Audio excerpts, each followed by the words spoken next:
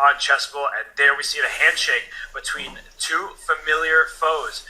They go at it on Twitter, they've gone at it over the chessboard, and while Anish Giri has a losing record head-to-head, as most players do, against Magnus Carlsen, in Wijk and Zee, they are even, and that is something that allows Anish to feel a sense of confidence. He performs so well in Wijk and Zee, and even though it's Magnus Carlsen, the highest rated player in the world, the world champion in all three disciplines, classical, rapid, and blitz, somehow in Wijk and Zee, Anish Giri holds his own. He sure does, Robert, but he's playing against somebody who's won the event 8 times. Here we are talking about a matchup between these two players who have phenomenal performances in Wijk, and it is go time as Anish starts. Wow, that's a surprise. I was actually expecting the king's pawn opening from him, but he starts with 1d4. Okay, he decides to move the queen's pawn against Magnus Carlsen. Not the first time. Venom. But it definitely is, I think, on the mend, in as much as I can tell very much from the outside. Yeah, despite the best efforts of the members of the Chicken Chess Club, I think things are fine right now. Yeah, and we do have some moves coming in. There was this game where Magnus beat him very, very quickly, I think reasonably. I mean, not very recently, but somewhat recently. But that, I think, was a Sicilian of some sort. Why do I always opt to do this live on air instead of, let's say, 10 minutes prior to the show is very unclear to me. Oh, we've got the time. I'm not a good person. I mean, chess players, things come to our mind last minute, right? Spontaneously. But I think you're right. They've had a lot of debates recently in the Sicilian, especially these kind of Rossolimo type of positions.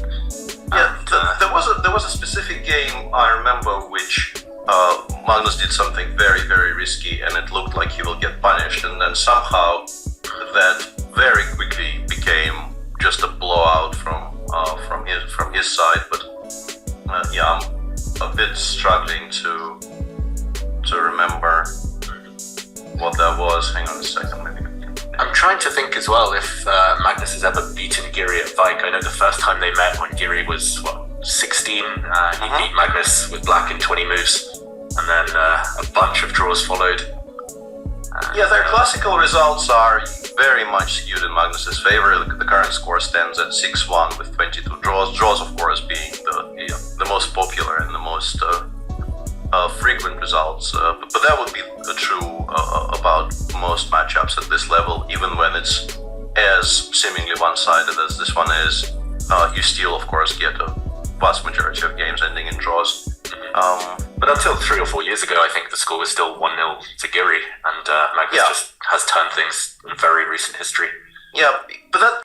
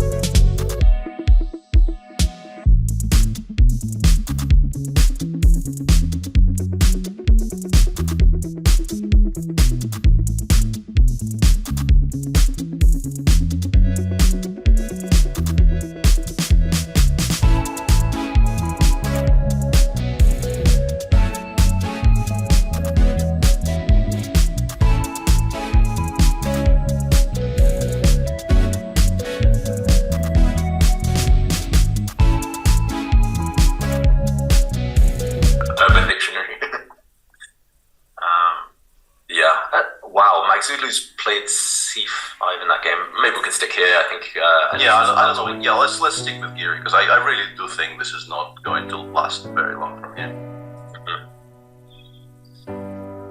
Yeah. Magnus can even try here. Just guaranteed to lose a knight now or lose the exchange. Like rook, let's say d7. It should be 6 watch. It was the watch. It was the watch, yeah. Gary would put the watch back on. That would be so sadistic, Peter, to take the jacket off just to put it back on later. Yeah. Yeah, and Magnus looking at the score sheet, he's ready to offer his hand. Yeah, I think he is sort of looking back, trying to figure out if there was a way to play better. I mean, I'm sure he knows there was a way to play better, but from already a very problematic position. Yeah, I think he just resigns here. Yeah. He realizes bishop b6 is coming, so yeah, that is not fun for him because I think their sort of internal dynamic is,